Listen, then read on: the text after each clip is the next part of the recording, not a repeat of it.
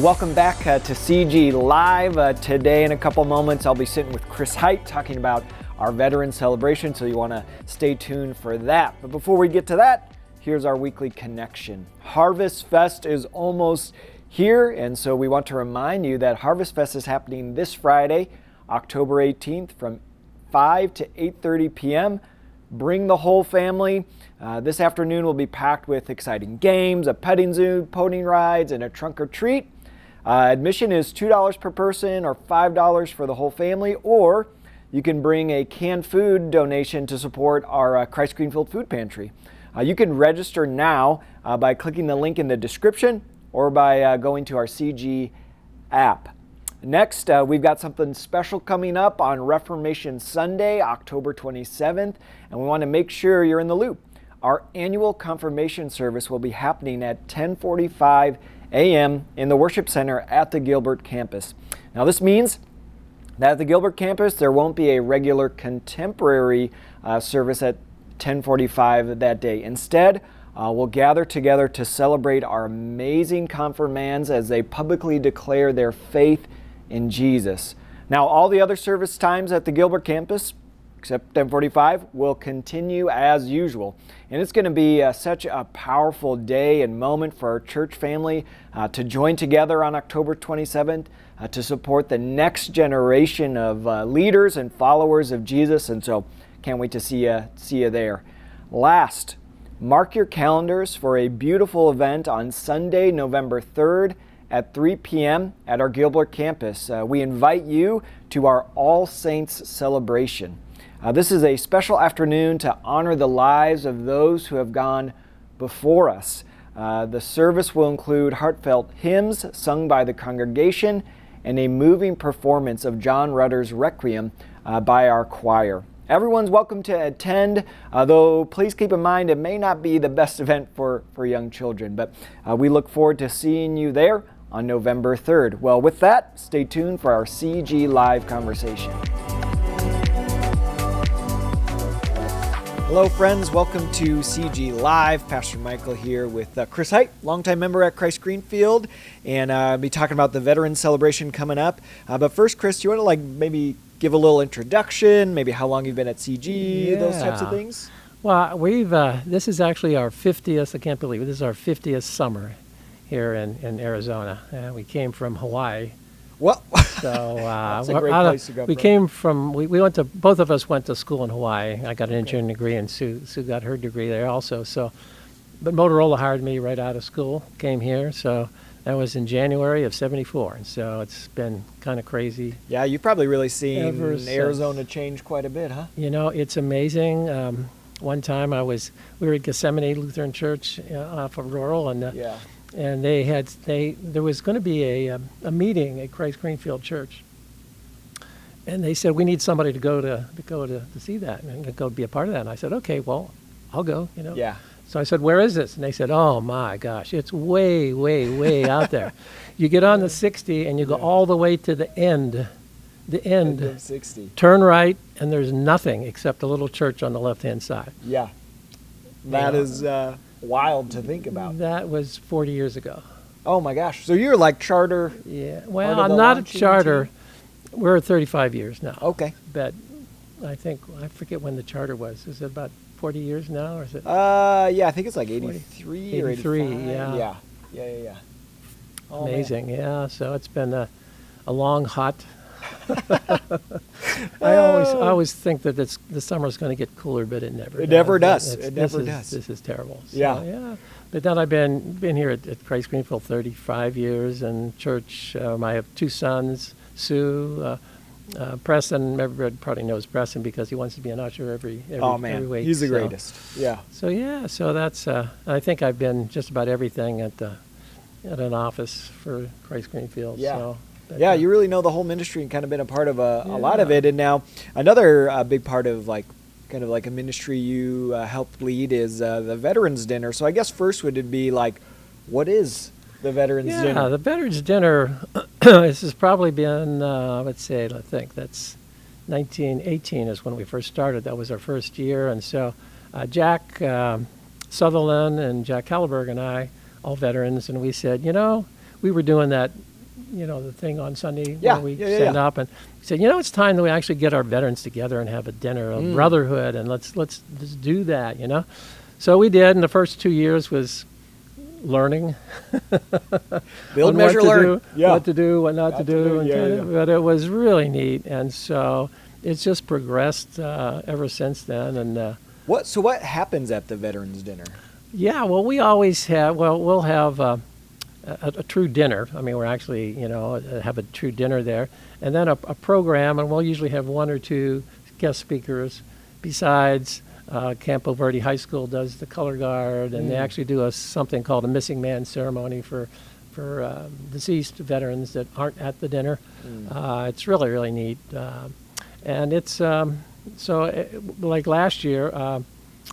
We had Sylvester Herrera, one of our members. That would be his or her father, and his father received the Medal of Honor, World War II. Oh man! In France, and so a pretty amazing story. Yeah. That was pretty neat. So yeah, and you kind of already hit a little bit on the why, like kind of fellowship of getting veterans together, but. What else would you say is like the why behind the dinner? Like why host? Well, the why. Veterans Dinner? I say the why is because, our veterans deserve recognition. Period. And I know when Jack Sutherland and I served in Vietnam era, just actually wearing your uniform was probably not a neat thing to do in public, and nobody thanked you for anything. So it was kind of a strange time back then when you have all the people boycotting and against the war, and I mean here we're just soldiers, so it's like we're just military and doing our job, and that's it, and so. So it's time, but we actually said we need some recognition for people, and it's been really kind of neat to see the young people now, the youngest generation, kind of get behind that thought process, and with our Afghanistan veterans in the Middle East, and people now have appreciated what they're doing much more. So it makes it so much better. We just wish we could get more of our younger veterans to come to our dinner. Okay. And so we like to publicize that a lot, but frankly, we've been doing it now. This is our 6th dinner. We didn't do it for one year for COVID, but this year we will have 160 people. Wow. At the Family Life Center. That's sort of our max. Yeah. And hopefully we were going to try to do it in the gym this year, but because of other circumstances with the displays and all that, we weren't able to do it. But next year, hopefully, we'll be able to do that in there, and we'll be able to get about 240 people. There you go. Expand it more. And so it'll be really, really good. So, but so kind of the why, fellowship, appreciation, and maybe like an action step is like if you know a young veteran, man, reach out. We'd love to connect with you and get you involved in the dinner. And it's not just for our members to come, Right. It's really kind of an outreach because a lot of our members actually are bringing someone, and so from from another church or non-churched so it's really a pretty neat thing. I believe I was just checking the numbers. I think out of 160 we still have about 10 open seats left, but I would say about 50 are new people that weren't there last year. And so we have others with conflicts who couldn't make it this year, but so we'll be able to max out next year when we get in the gym again. So I guess if you had to give a why or almost extend an invitation to the veteran, you said there's like 10 more open seats. What would you say? How would you invite? Well, we'd encourage everybody to come because it really is a brotherhood. It doesn't matter whether you're in the Army, Marines. When you're a veteran, you basically we like to tell stories, and it's whether you work with these people when you served or not. I know my dad in World War II, their division in France and Germany. After they got out, every year they would have a reunion. And so there would be like 300, 400 people and their wives would get together somewhere in the States and have a big couple-day Yeah. reunion. So that's sort of what got me to think about how do we do this and how do we make yeah. this happen and Yeah. and give everybody their appreciation for what they have done, and not, as it turns out, we talk about soldiers. Well, there's very few percentage-wise that were actually in combat, but still there's everybody that basically comes to our dinner would gladly do it again, no regrets. Yeah, so that's pretty neat.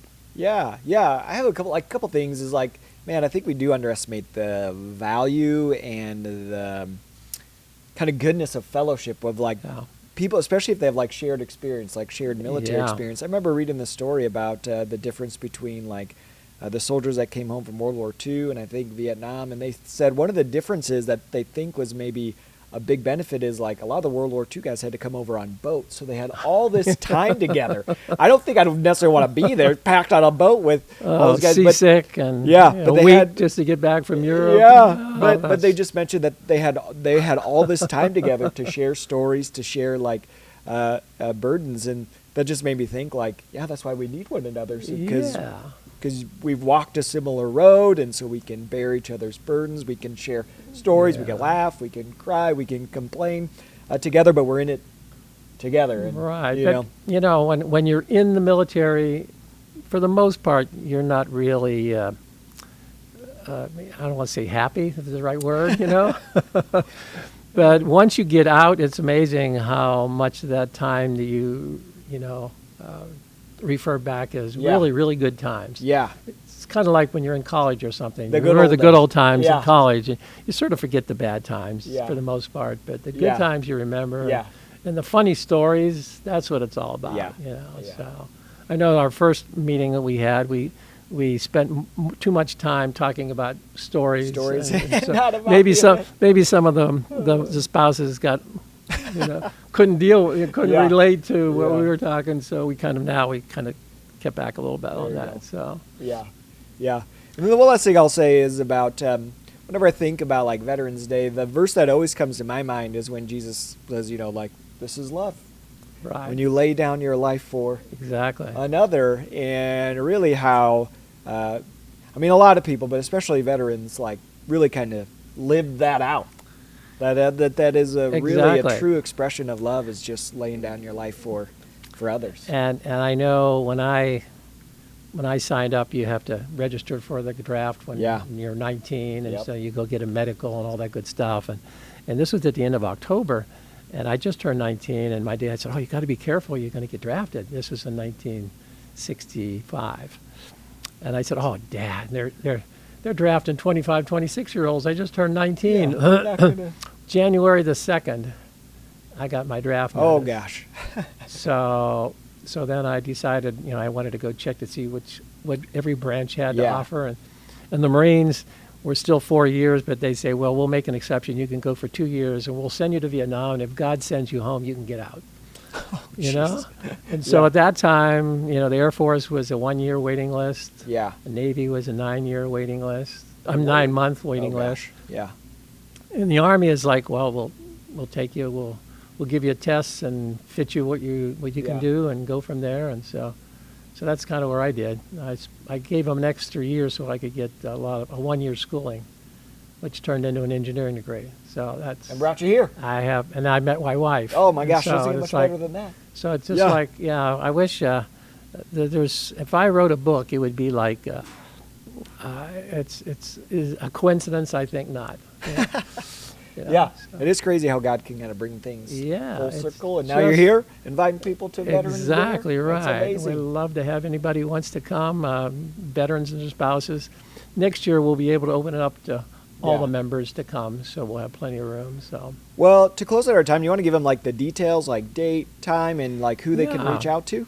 Yeah, it'll be on Saturday, November the 9th, and we, if you're interested in coming, probably the easiest is just call the office and ask for Joy, and then Joy will sign you up, and we'll take care of it from there. So, but it's from 4 o'clock to 8 o'clock.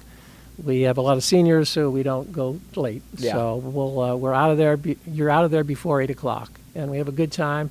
Great program. This year we'll have Chad Davis, who's just a coincidence. He's Craig Cox's nephew, and he was lieutenant colonel in the Space Force. Oh, wow. And responsible for all of the satellite launches.